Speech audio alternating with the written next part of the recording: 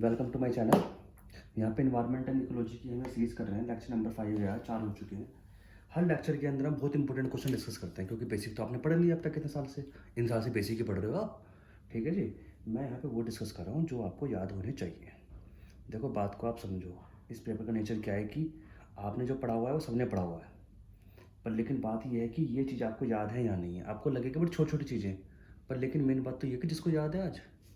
आइए, पहला हमारे पास टॉपिक है सोर्स ऑफ मीथेन। कल मैंने डिस्कस किया था ग्रीन हाउस इफेक्ट को।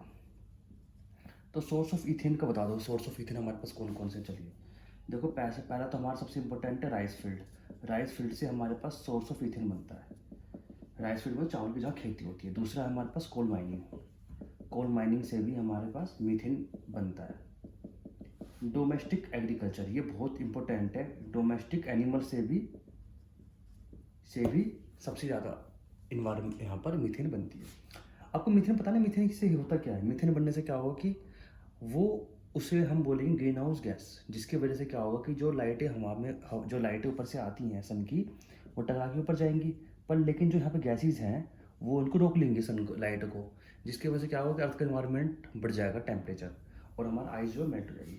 इसे हम कहते हैं ग्रीन हाउस इफेक्ट। अगर ना समझ में आया तो पिछला वीडियो देख लो आप। इसके अलावा यहाँ पर आते हैं वेटलैंड। वेटलैंड से भी काफ़ी मिलती है। अच्छा, एक चीज़ और है, cued chewing animal. Cued chewing animal के कारण भी हमारे पास मिलते हैं। तो 5 सोर्स आप याद कर सकते हो हमारे पास कौन कौन से हैं। राइस फील्ड, कोल माइनिंग, ठीक है, rice field, coal mining, domestic animal and wetland and cud chewing animal. ये हमारे पास पार्ट हो गए। ठीक है जी। अच्छा, दूसरे बात करते हैं हम। दूसरा हमारे पास टॉपिक है कार्बन ट्रेडिंग। अच्छा, अब आपको पता है कि CO2 कंट्रोल करने के लिए, भाई, to control CO2 pollution, CO2 की जो इन्वायरमेंट में सबसे ज़्यादा CO2 निकलता है, उसको कंट्रोल करने के लिए एक टॉपिक का नाम है क्रेडिट, कार्बन क्रेडिट। उसे कंट्रोल करने के लिए डेवलपमेंट जो कंट्रीज़ हैं, डेवलपमेंट कंट्रीज़ हैं, उन्होंने मनी दी है, मनी देते हैं। ठीक है, किसको? डेवलपिंग कंट्रीज़ को, कि भाई आप अपना कंट्रोल करो। हालांकि सबसे ज़्यादा जो दिक्कत करी है वो तो डेवलपमेंट कंट्रीज़ ने ही करी है। जैसे नंबर 1 पे कौन है? चाइना। दूसरे पे कौन है? अब इंडिया आ गया है। पहले यूएसए था। तो डेवलपमेंट कंट्री डेवलपिंग कंट्रीज़ को कुछ पैसे देती हैं, और इसे कहते हैं credit, carbon credit, carbon trading भी कहते हैं, जिसकी वजह से क्या होता है कि आप CO2 कम करो। ठीक है जी। ये हमारे पास एक संस्था है UNFCCC। इसने एक प्रोटोकॉल निकाला जिसका नाम है क्योटो प्रोटोकॉल। कल ही मैंने आपको बताया था, बहुत इंपॉर्टेंट है, पेपर में आ चुका है। प्रोटोकॉल, क्योटो प्रोटोकॉल हमारे पास क्या होता है? जो क्या करता है? ग्रीन हाउस गैसेस को कंट्रोल करता है। रिड्यूस होता है ग्रीन हाउस गैस। लिख दूँ मैं यहाँ पर दोबारा, reduce green house gas. Kyoto ने क्या कहा कि हम आपको, इसने एक कंसेप्ट निकाला, नाम था उसका कार्बन ट्रेडिंग। इसमें इसको जो ये जो हमारा वो था, सिस्टम था, इसे कहते हैं हम CDM। CDM होता है clean development mechanism. Clean development mechanism. CDM mechanism किसने निकाला? ये निकाला UNFCCC से निकालना, क्योटो प्रोटोकॉल के अंदर। ठीक है, रिड्यूसिंग गैस के लिए। अच्छा, इसके अंदर और चीज़, इसमें क्या बताया, यहाँ पढ़ते हैं। इसके अंदर क्या बात हुई?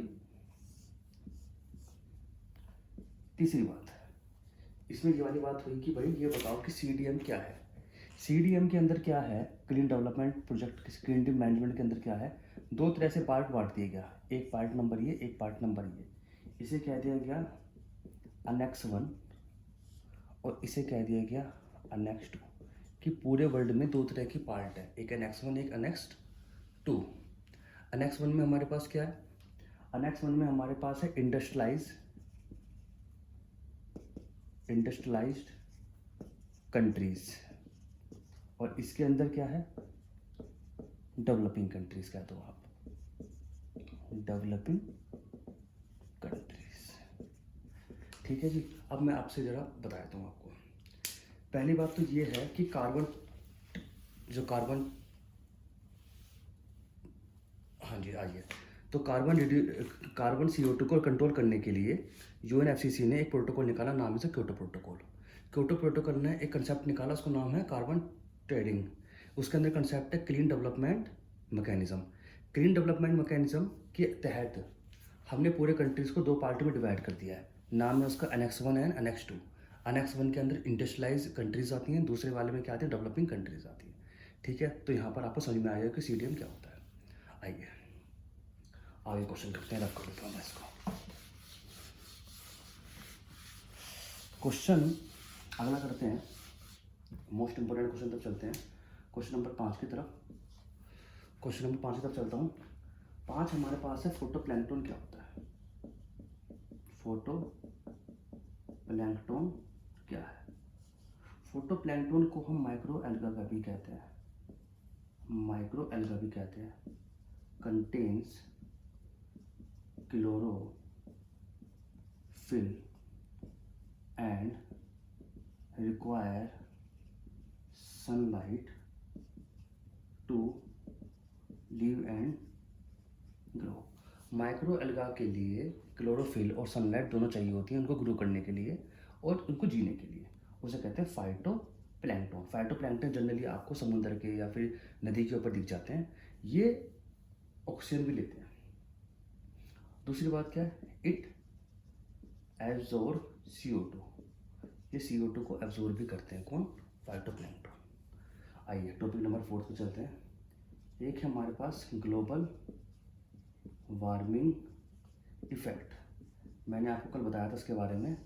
इसके इफेक्ट के बारे में मैंने कल आपको बताया था कि जितने भी कोरल आइसलैंड है वो हमारे पास क्या हो जाएंगे, सबमर्ज्ड हो जाएंगे। दूसरा क्या है, फिजी लाइक जो आइसलैंड है वो भी सबमर्ज रहेंगे।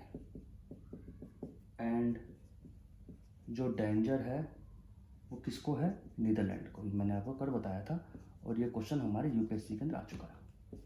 ठीक है जी, तीसरी पार्ट हो गई। फर्स्ट कंट्री बताओ, फर्स्ट कंट्री जिसने कार्बन टैक्स लगाया है। कार्बन टैक्स बच्चों, उसका आंसर है न्यूजीलैंड।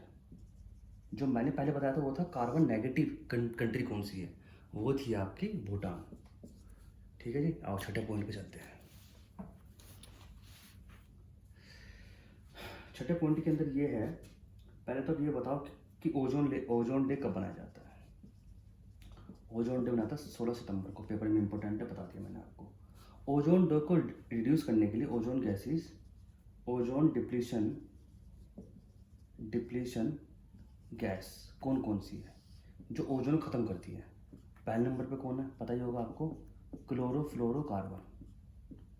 दूसरे पे हमारे पास कार्बन टेट्रा क्लोराइड, दो गए। तीसरी बता दो कौन सी है, तीसरी हमारे पास है हेलोन्स। ठीक है, और बता दो नाइट्रस ऑक्साइड। ठीक है जी, ये सारी हमारी कौन सी गैसेज हैं जो कार्बन जो ओजोन लेयर को डिप्लीशन करती है। इनको रिड्यूस करने के लिए एक प्रोटोकॉल बनाया गया, नाम है उसका मॉन्ट्रियल प्रोटोकॉल। मॉन्ट्रियल जगह कनाडा के अंदर, तो यहाँ पर थी। ये क्वेश्चन पेपर में आया था 2018 के अंदर कि मॉन्ट्रियल प्रोटोकॉल किससे रिलेटेड है। ठीक है, तो मॉन्ट्रियल प्रोटोकॉल हमारे ओजोन लेयर से रिलेटेड है। जो क्योटो ग्रीन हाउस गैसेस को कम करने के लिए होता है और ये हमारे पास ओजोन डिप्लीशन गैस को कम करने के लिए होता है। तो यहाँ तक आपको आ गया होगा। ओजोन डे 16 सितंबर को बनता है, ये भी पता चल गया आपको। फर्स्ट कार्बन टैक्स कंट्री कौन सी, न्यूजीलैंड है। ओजोन डिप्लीशन गैसेस कौन कौन सी, क्लोरोफ्लोरोकार्बन, कार्बन टेट्राक्लोराइड, हेलोजेंस और नाइट्रोजन ऑक्साइड। ठीक है जी, चलिए आगे बढ़ जाऊँ जरा मैं इसको, आइए दोबारा पढ़ते हैं।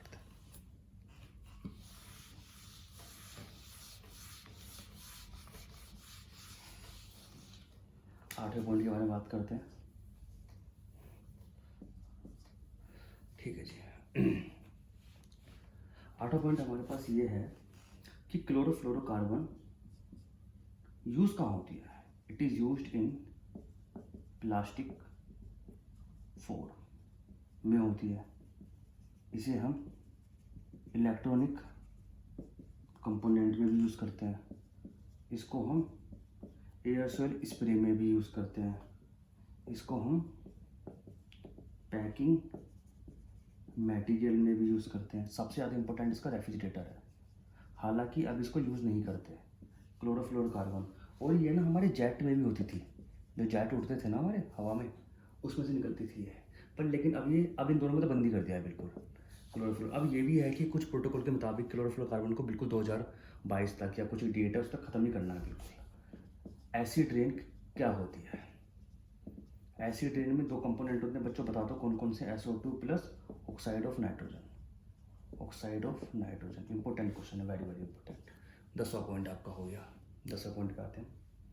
To maintain the ecological balance, अगर आप किसी मेंटेन इकोलॉजिकल बैलेंस को मेंटेन करना चाहो तो आपके पास कितने फॉरेस्ट होना चाहिए? तो 1/पार्ट हमारा पूरे का फॉरेस्ट होना चाहिए। अगर आप किसी बैलेंस इकोलॉजिकल को मेंटेन करना चाहते हो तो 1/3 हमारा क्या होना चाहिए? पार्ट फॉरेस्ट होना चाहिए।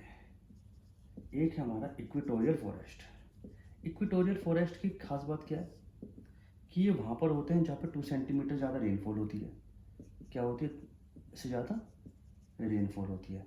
और ये है हमारे पास रिच बायोडाइवर्सिटी पार्ट होता है, क्योंकि यहाँ पे सबसे ज़्यादा अगर रेनफॉल होगी तो वहाँ पे रिच डाइवर्सिटी होगी।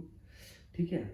अच्छा, इसके अंदर जो पेड़ मिलता है सबसे ज़्यादा, उसका नाम बताओ। कोनपी। इंपॉर्टेंट है, याद कर लो, 80% ये मिलता है आपको। ठीक है जी। आइए, एक पेपर में क्वेश्चन आया था बहुत अच्छा कि नेशनल फॉरेस्ट पॉलिसी किससे रिलेटेड है? नेशनल फॉरेस्ट पॉलिसी है। नेशनल फॉरेस्ट पॉलिसी में हमारे पास 3 तरह के पार्ट आते हैं। पहला हमारे पास आता है प्रोटेक्टेड फॉरेस्ट, सेकंड हमारे पास आता है नेशनल फॉरेस्ट, और थर्ड हमारे पास आता है विलेज फॉरेस्ट। ठीक है। तो चौथा उसमें दिया हुआ था नेचुरल पार्क्स, नेशनल पार्क्स, वो आंसर नहीं था उसके अंदर, तो मैंने यहाँ से उठाया क्वेश्चन। ठीक है जी। इंडिया में अब तक, अच्छा ये बताओ, इंडिया का कितना पार्ट फॉरेस्ट रिलेटेड है? इंडिया का जो पार्ट है 21% फॉरेस्ट है। इंडिया का सबसे बड़ा पार्ट कौन सा? 21% है। अच्छा, लार्जेस्ट फॉरेस्ट कहाँ पर है हमारे पास? सबसे ज़्यादा फॉरेस्ट कहाँ पर है? वो है बच्चों मध्य प्रदेश। फॉरेस्ट एरिया के बारे में बात करोगे, एरिया के बारे में बात करोगे तो वो कौन सा है? मध्य प्रदेश। आगे बढ़ते हैं, 14वें पे आते हैं। देखो, अगर आप एरिया वाइज बात करोगे, एरिया वाइज कि सबसे बड़ा एरिया कौन सा है, तो मध्य प्रदेश। पर आप अगर परसेंटेज वाइज बात करोगे, मतलब पूरे एरिया, पूरे स्टेट में सबसे ज़्यादा किस में है, वो है बच्चों मिजोरम। ये पर मैचुअर क्वेश्चन है ये। ठीक है। वेरी सबसे ज़्यादा डेंस फॉरेस्ट कहाँ मिलेंगे आपको? वेरी डेंस फॉरेस्ट कहाँ मिलते हैं? मैंने आपको कल ही बताया था, अरुणाचल प्रदेश। अरुणाचल प्रदेश। अरुणाचल प्रदेश में एक चीज़ और सबसे ज़्यादा मिलती है, बताओ क्या? Red panda. और रेड पांडा हमारे इंडेंजर्ड के अंदर आता है। ठीक है जी। चलिए आगे बढ़ते हैं। अच्छा, लीस्ट फॉरेस्ट कवर कहाँ पर है? ये क्वेश्चन आपके इनसाइड में भी था। लीस्ट फॉरेस्ट कवर हमारे पास कहाँ पर है? हरियाणा के अंदर और पंजाब के अंदर। ये मैंने एक जगह और भी पढ़ाया हुआ है आपको। ठीक है जी। 16 पार्ट पे आते हैं।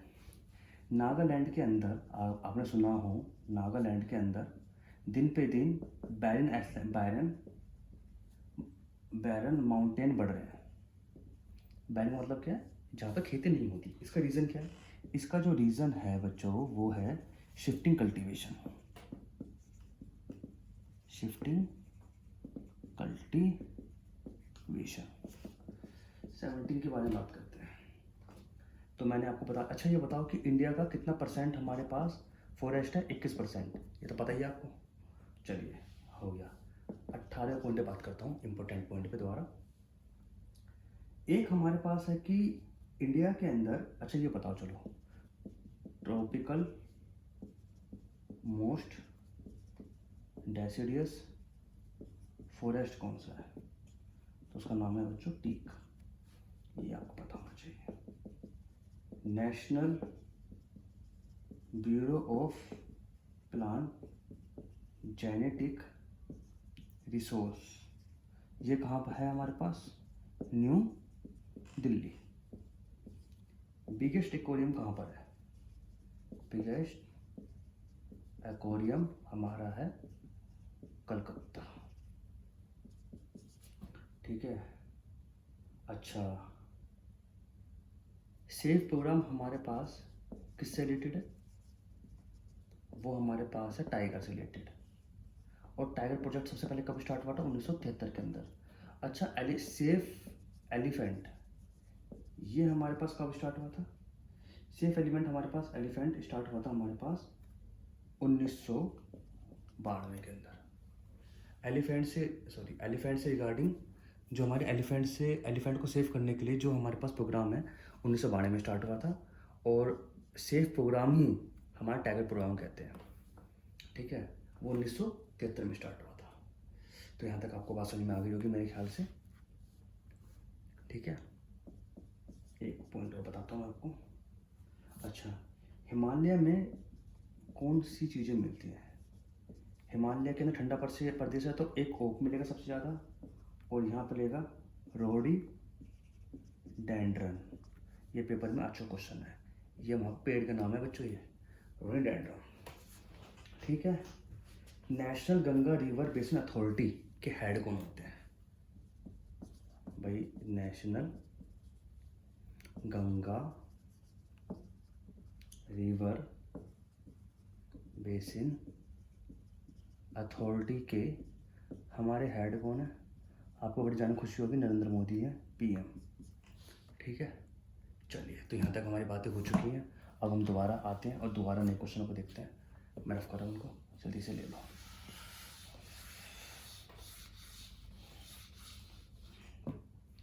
तो यहाँ तक हो गए हमारे पास। 24 पार्ट पे आते हैं। 24 पार्ट पे आप आओगे तो इंटरनेशनल टाइगर डे कब बनता है? इंटरनेशनल टाइगर डे हमारा बनता है 29 जुलाई को। राजीव गांधी नेशनल पार्क कहाँ पर है? राजीव गांधी नेशनल पार्क हमारे पास है कर्नाटका। ठीक है जी। होम ऑफ एशियाटिक लोयन कहाँ पर है हमारे पास? गिर फॉरेस्ट, बता चुका हूँ आपको मैं। कहाँ पर है ये? गुजरात। ठीक है जी। अच्छा बताओ, काजीरंगन कहाँ पर है? काजीरंगन जो हमारे पास है ये तो असम के अंदर है, पता ही है आपको। ये किसको प्रोटेक्ट करता है? सबसे ज़्यादा क्या मिलता है यहाँ पर? राइनो मिलते हैं। अच्छा क्वेश्चन है। जिम कॉर्बेट पार्क, अच्छा ये हमारा फर्स्ट है अभी तक का, फर्स्ट सेंचुरी है ये हमारी। जिम कॉर्बेट पार्क जो हमारे पास फर्स्ट है ये हमारे पास। ये कहाँ पर है? ये है उत्तराखंड के अंदर। और यहाँ पे क्या मिलता है सबसे ज़्यादा? टाइगर। एक है हमारे पास पेरियार का पार्ट है हमारे पास केरला में किससे हमारे करते हैं? एलिफेंट।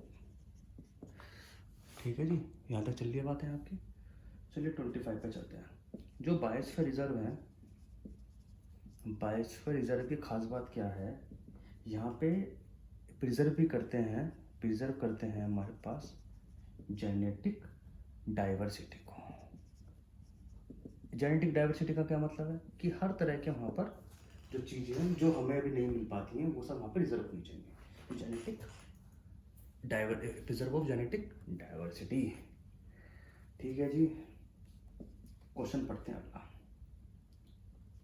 लार्जेस्ट टाइगर कहाँ पर है? किस स्टेट के अंदर है? स्टेट में बताओ।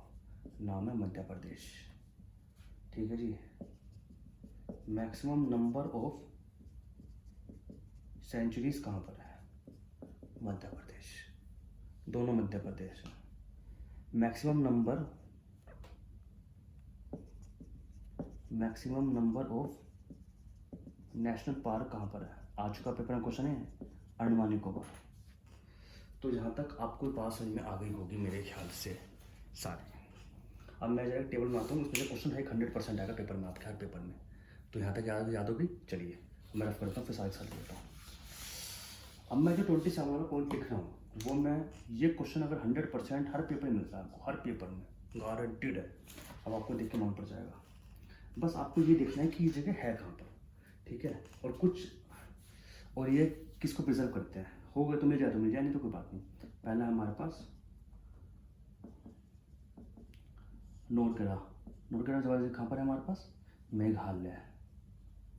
एक है हमारे पास मानस, वो कहाँ पर है? असम। एक है हमारे पास गोरा हिल। गोरा हिल, गोरा हिल भी हमारे पास अरुणाचल प्रदेश है। ठीक है। क्योलाडो नेशनल पार्क। क्योलाडो नेशनल पार्क, आपको ये याद रखना है कि ये जगह है कहाँ पर।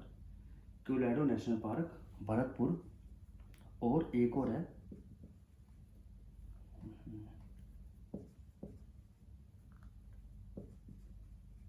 Bharatpur bird sanctuary. ये दोनों हमारे पास कहाँ पर है? राजस्थान में। तो 1 2 3 4 5 की बात करेंगे।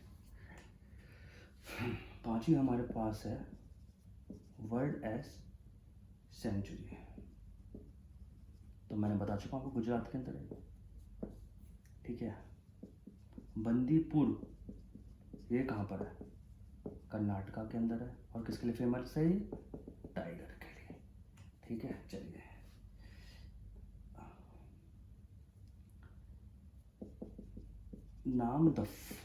नामदफा, ये किस कहाँ पर है?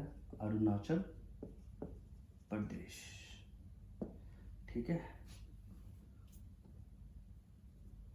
एक है हमारे पास सुंदरबन।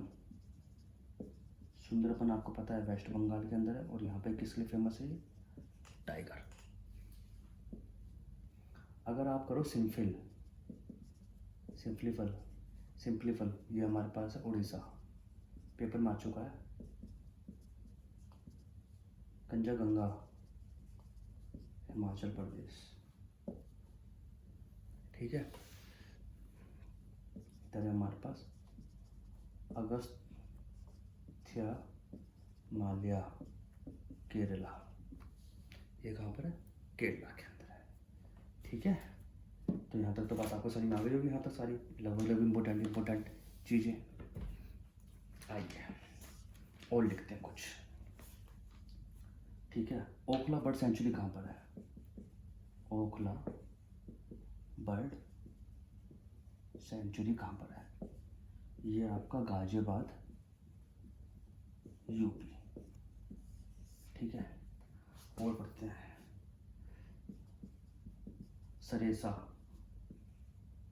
सरेसा और रणथंभौर, ये फेमस है टाइगर के लिए। ठीक है जी। तो यहाँ तक आपकी बात हो गई। तो बस इतने आपको याद करना है। अगर आपको एक और याद करना है तो आप ये कर सकते हो। पोखाल, ये कहाँ पर है? आंध्र प्रदेश। ठीक है। अच्छा, खासी हिल कहाँ पर है? खासी हिल मेघालय तो हो गया। ठीक है जी। तो आपको सारे हो गए होंगे जितनी भी चीज़ें मैंने बता दी आपको। सारसा हमारे पास कहाँ पर है? सारसा रणथंभौर हमारे पास, ये दोनों पार्ट हमारे पास राजस्थान में मिलते हैं, और टाइगर के लिए फेमस है। तो इस्माइल फल भी समझ में आ गया होगा, कंचनजंगा भी समझ में आ गया होगा आपको। चीज़ें जो हैं आपको मेरे समझ में आ गई होंगी, चीज़ कहाँ कहाँ तक की चीज़ें हैं। ठीक है। अच्छा, एक जरा ये सुनो, ये कहाँ पर है? पापी कोंडा। पापी कोंडा से समझ में आ गया होगा आपको, आंध्र प्रदेश की बात है। आंध्र प्रदेश की बात है। स्टेट बटरफ्लाई किसकी? जो स्टेट है, स्टेट वर्ड हमारी बटरफ्लाई है। बटरफ्लाई हमारे पास स्टेट वर्ड है, महाराष्ट्र। अच्छा ये बताओ, येलो नेशनल पार्क कहाँ पर है? येलो नेशनल पार्क कहाँ पर है? यूएसए के अंदर। कहाँ बात है? यूएसए के अंदर है। तो अभी तक तो आप ये याद कर लो, और तो कोई बड़ी बात है नहीं। तो यहाँ तक हमारे पास मेन इंपॉर्टेंट मैंने आपको चीज़ें बता दी हैं। ठीक है। और हम फिर क्वेश्चन डिस्कस करेंगे। मेरे ख्याल से 100% देखो जहाँ से क्वेश्चन पेपर में आता है, ये मैंने इंपॉर्टेंट नंबर बता दिए हैं। अभी और भी जो भी इंपॉर्टेंट होंगे मैं आगे डिस्कस करता रहूँगा इनको, तो आपको चीज़ें पता होनी चाहिए। ठीक है कि ये इंपॉर्टेंट टॉपिक है। Thank you for the watching. आप इन्हें देखते चले जाओ, 100% मेरी गारंटी है। अगर किसी पेपर के अंदर 10 क्वेश्चन पेपर में आ रहे हैं ना, किसी पेपर में अगर 10 क्वेश्चन पेपर में आ रहे हैं तो 7 नहीं मिल जाता, आप मुझे बता देना। और नहीं लगे ना आपको, आप मुझे मैसेज कर देना, फोटो खींच के भेजना क्वेश्चन, मैं बता दूँ कहाँ पर है इसका answer. Thank you for the watching.